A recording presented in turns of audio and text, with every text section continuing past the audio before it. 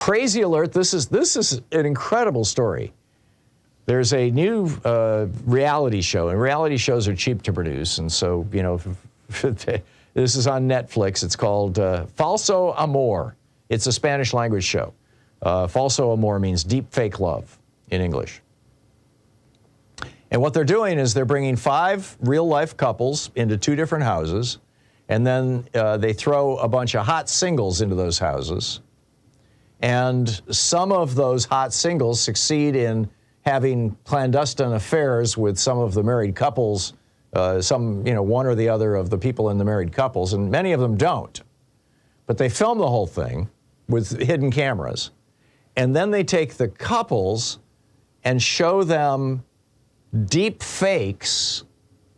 You know, they would show the husband a deep fake of his wife having sex with one of these hot singles that she's not actually doing, but they've superimposed her face on this body, and you know, it's a deep fake, and it's indistinguishable. You can't tell it's not your spouse.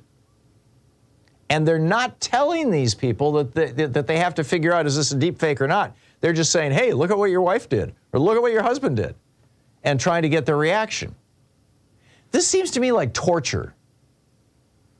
It also seems like, okay, this is where we're at now, that you can't trust what you see any longer. Yeah, I mean, you know, for a while it's been you can't trust what you hear, right? From Reagan's lies about trickle-down economics to Bush's lies about the war to now Trump's lies about the election. You can't believe what you hear, but you can't believe what you see?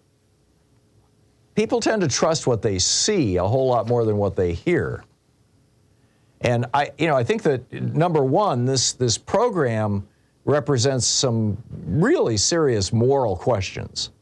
I mean, what kind of damage are they doing to these people's marriages by causing them, even temporarily, to believe that their spouse has been cheating on them when they haven't? How long, you know, what kind of PTSD does that cause? How long does that damage a relationship? Just for the entertainment value? Just so that we can watch and laugh? Or be horrified? Or whatever?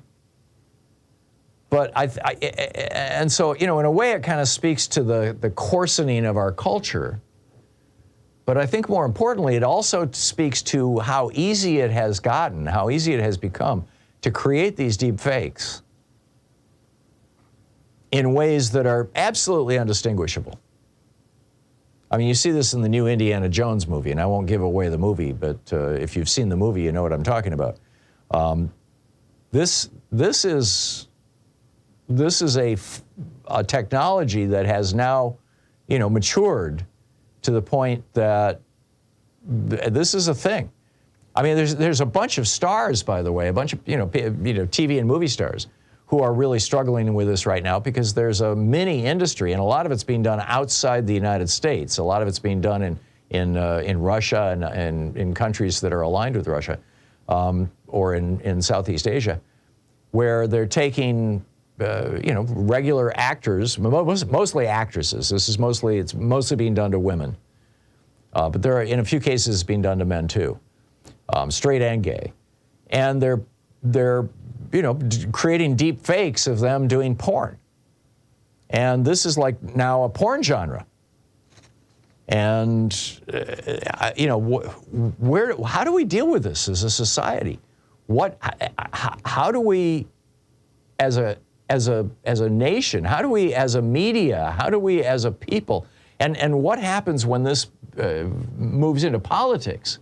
I mean, we've already got Ron DeSantis making an anti-Trump video with a deep fake of Trump, of his, now it's just his voice, but it's a deep fake of Trump's voice. What's next? Where does this go? I mean, this makes Willie Horton look like, the good old days, or it has the potential to, and I'm predicting it will. What say you? We'll be back. Stay with us.